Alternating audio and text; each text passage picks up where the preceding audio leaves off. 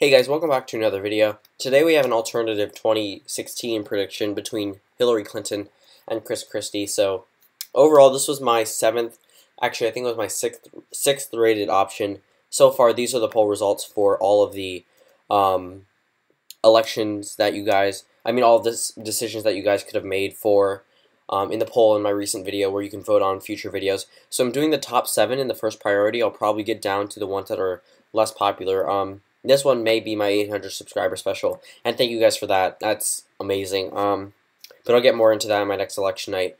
But all of these were suggestions. Like, yeah, this one that's definitely gonna happen right there, guys. I'm pretty sure I know who that's from too. But yeah. So these were my top 7 results so far. The poll isn't closed yet, so things definitely could change. These were probably gonna come back anyway, but this one I wasn't expecting. This one I wasn't expecting to be high either. This one actually, so it's the 5th one, so I'm doing that one right now. So we'll just go back to it, and then I'll talk about the rest another time. So this is just a Christie versus Hillary Clinton map. Things are different than they would be in another election type between two candidates that were both disliked by the general public. Hillary Clinton, I think, by far is better than Christie. I don't like Christie personally, but it's not up to me. It's up to what I think the voters of the United States would decide in a presidential election between these two. So Utah would go to Christie, but states like Alaska, solid conservative states, I definitely could see being toss-ups. The reasoning behind it is Christie comes with a lot of scandals. So did Hillary Clinton. Yet she still won the popular vote by 3 million. That's rounding up. She won the popular vote by 3 million. She only lost the Rust Belt by 80,000 with all those scandals. And there's no Trump effect with Christie. Christie is not like President Trump. Although Trump almost endorsed him if he did drop out, that was his backup plan, was about Christie. Christie has numerous scandals. He's disliked in his own state. He's a horrible debater. Honestly, there's no chance he wins this election, personally. So yeah, the Rust Belt would be safe blue. There's no contesting that. The Rust Belt would be safe blue in a matchup between these two. New Jersey, no. There's no way that one would ever flip. New Hampshire, that one would be safe blue. Along with Maine, Christie would not be able to appeal to the rural voters that Trump was able to appeal to. If he can't appeal to the working class, he's not really going to appeal to that many people in Maine. In Virginia, that one would be safe for Hillary Clinton with Tim Kaine. But states that aren't normally toss-ups, I'm putting up in the toss-up column. So we have Nebraska's 2nd congressional district. That one would be a toss-up. All these states that are on the screen now would be toss-ups. The reasoning behind Missouri is the fact that I think Missouri could become a toss-up if Christie turns off a lot of those Republicans. Actually, Texas is not safe either.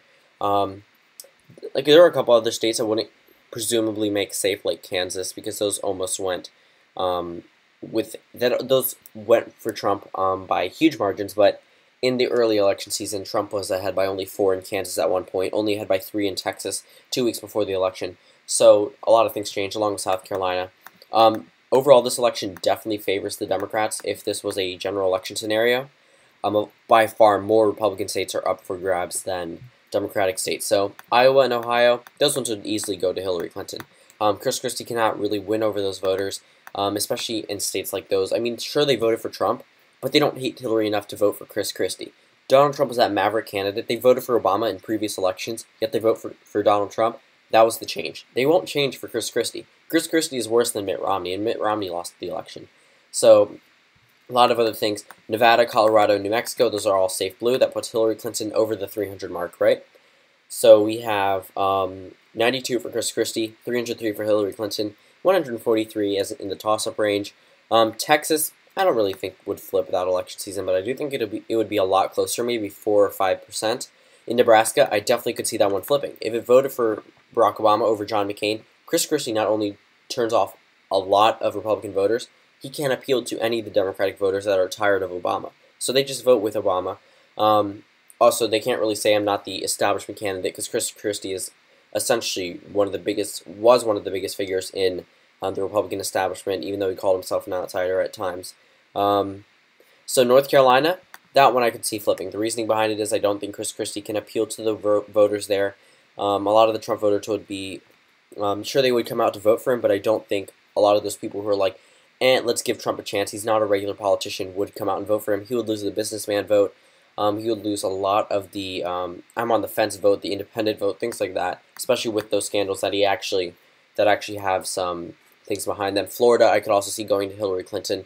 I don't think Chris Christie can make inroads there.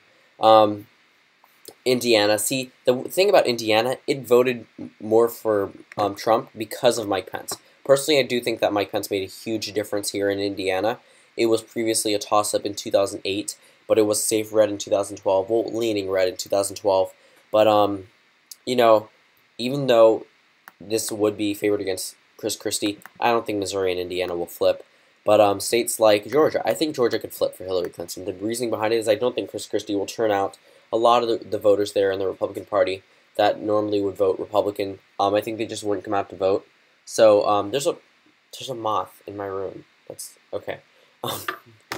So then we just have South Carolina, Arizona, and Alaska. Alaska, I don't think will flip, but I do think it could be close if the Clinton campaign was competitive there. And Arizona and South Carolina. South Carolina, I don't think could flip, but I think Arizona could definitely flip. The reasoning behind it is I see Trump as someone who was able to win back voters during the final stretch. Chris Christie would turn off many voters the entire way out. Donald Trump really won the election because he was able to keep it cool in the past few days of the election, sway voters, focus on the Rust Belt, and things like that. So this would be my final election map between Hillary Clinton and Chris Christie. Again, let's just recap over the top 7 choices. So we have the 2020 election nights and 2024. Those are givens. 2018 midterm election nights, alternative history, so like a President Hillary Clinton election night. Alternative history, which I'm doing right now. Update on House and Senate races. I'm not done with this, by the way. Update with House and Senate races. That'll come soon.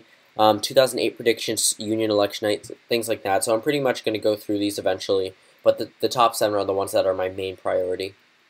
So again, thank you guys for watching. This is my final map. 375 for Hillary Clinton and 163 for Chris Christie. Again, thank you guys for watching, and I'll see you tomorrow.